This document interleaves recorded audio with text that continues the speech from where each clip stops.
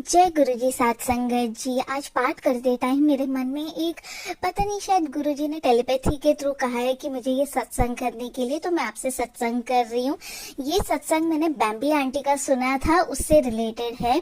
तो सबसे पहले मैं अपना सत्संग शुरुआत करती हूँ गुरुजी के मंत्र जाप से।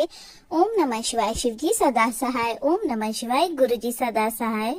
तो जो बैम्बी आंटी का सत्संग था वो मैंने सुना था इंस्टाग्राम पे, एक बार रील आई थी, मैंने वहां से सुना है। और मैंने बैम्बी आंटी ने जैसे जैसे कहा है, गुरुजी ने उनको सिखाया था कि वो दूसरों को सिखाए कि पाठ कैसे करना होता है। तो हमारा पाठ होता है विजुअलाइजेशन टेक्निक से।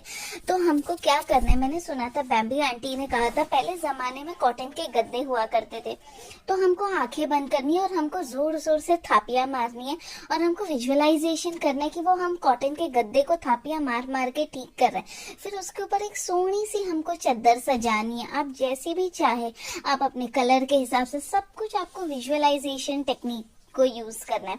फिर आप वहां पर पीछे 2 कुशन रख दीजिए ताकि गुरुजी अच्छे से बैठ सके। फिर आपको प्यारे प्यारे फूलों से वो गद्दी को सजाना है। एक ऑरेंज फूल लगाइए, एक येलो फूल लगाइए, एक व्हाइट फूल, सिमिलर तरीके से वापस से आप फॉलो कीजिए। फिर हमको विजुअलाइज करना है हम गुरुजी के लिए एक सुंदर सी रंगोली बना रहे हैं। फिर आपको रंगोली बनाइए, 4 दिए लगाइए, फिर एक सुंदर सी आरती की थाली लगाइए, उसमें दिया रखिए, उसमें घी का दीपक जलाइए और हमको प्रे करना है और गुरुजी से कहना है कि गुरु महाराज जी प्लीज तुसी आओ और इस सुंदर जी गद्दी देवते विराजमान हो। फिर हमको विजुअलाइजेशन टेक्निक में देखना है कि गुरु महाराज जी आ रहे हैं, वो गद्दी पे बैठ रहे हैं। हमको विजुअलाइज करके देखना है कि आज गुरुजी ने कितना सुंदर कलर का चोला पहना है, कौन से कलर का चोला पहना है। फिर उनसे हमको प्रार्थना करनी है कि हमारा दिन कैसे गया। सबसे पहले तो हमको शुक्राना करना है, इतना सारा कुछ गुरुजी हमारे लिए कर रहे हैं। तो हमारा सबसे पहले स्टार्ट होता है कि शुक्राने से।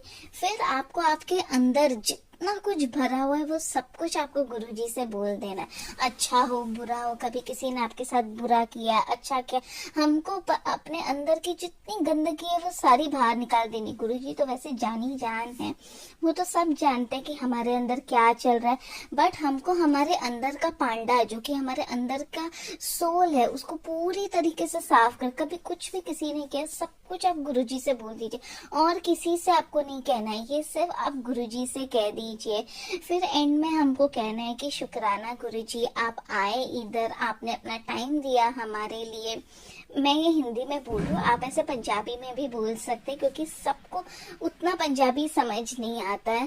फिर हमको गुरुजी का मंत्र जाप करना चाहिए और फिर हम अपनी आईज ओपन कर सकते हैं। इसी तरीके से मैंने ये सत्संग में सुना था, मुझे बहुत अच्छा लगा था।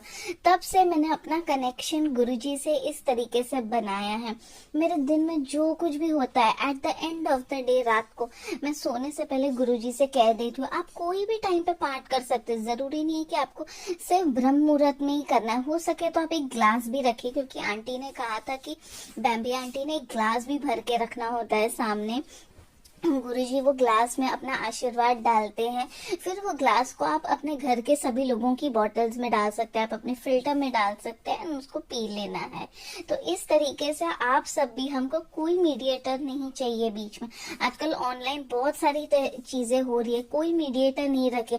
आप खुद 1 to 1 गुरुजी से कनेक्ट बनाइए और खुद टेलीपैथी के थ्रू, गुरुजी बहुत अच्छे अच्छे जवाब देते हैं टेलीपैथी के थ्रू। आपकी कोई भी मेरी लाइफ की जितनी भी प्रॉब्लम्स होते हैं, मैं सब कुछ गुरुजी को बोल देती हूँ। कहीं ना कहीं, किसी ना किसी माध्यम के थ्रू वो खुद आपके सामने जो कुछ आपकी प्रॉब्लम्स चल रही है, उन सब का सोल्यूशन गुरुजी ही लेके आते।